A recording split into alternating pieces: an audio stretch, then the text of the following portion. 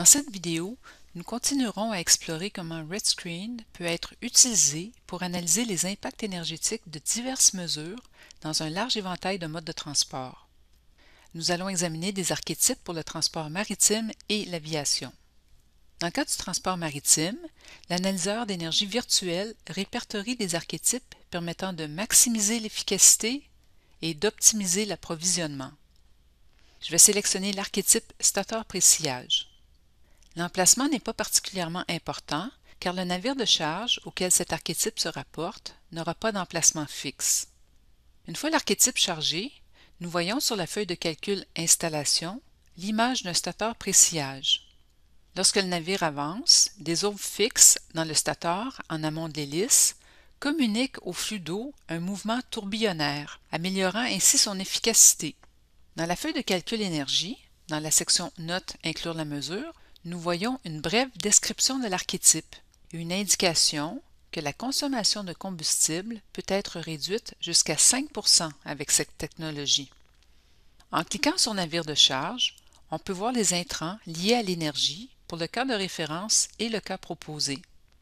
L'archétype suppose un navire assez grand, fonctionnant au diesel.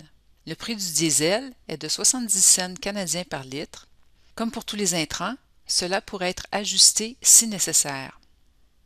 La consommation annuelle de combustible est calculée en fonction du nombre d'heures par an pendant lesquelles le navire se déplace, plutôt qu'en termes de la distance qu'il parcourt.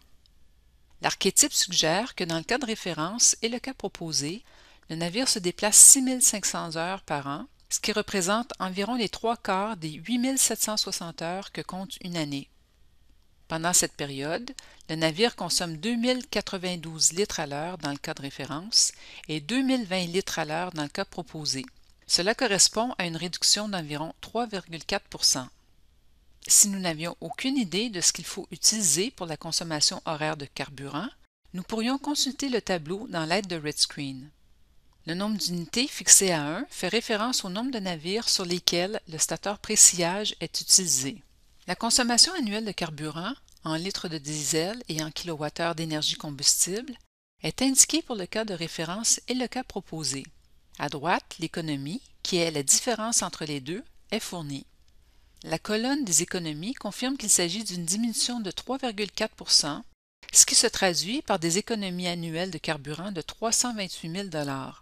Le stateur pressillage ajoute 400 000 $ aux coûts initiaux, mais n'entraîne aucune augmentation des coûts d'exploitation et d'entretien par rapport au cas de référence.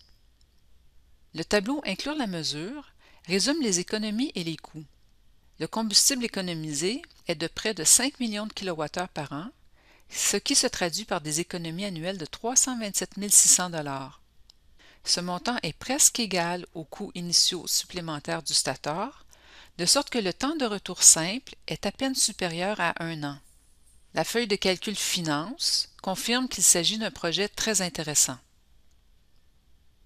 Pour ce qui est du transport aérien, je vais à nouveau utiliser l'analyseur d'énergie virtuelle pour que les archétypes de RedScreen nous aident à commencer.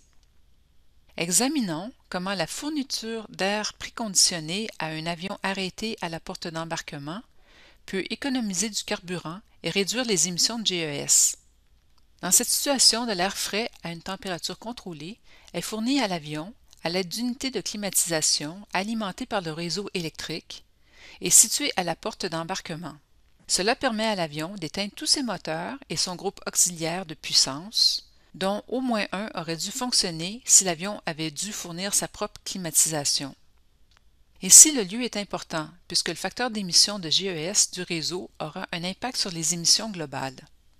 Après le chargement de l'archétype, la feuille de calcul énergie présente deux éléments. L'avion lui-même a un rendement énergétique légèrement supérieur car il consomme moins de carburant lorsqu'il est au sol. L'économie de 1,4% représente plus de 87 000 $ d'économie de combustible par an. Pour modéliser l'énergie nécessaire au préconditionnement de l'air de l'avion, cet autre système a été ajouté.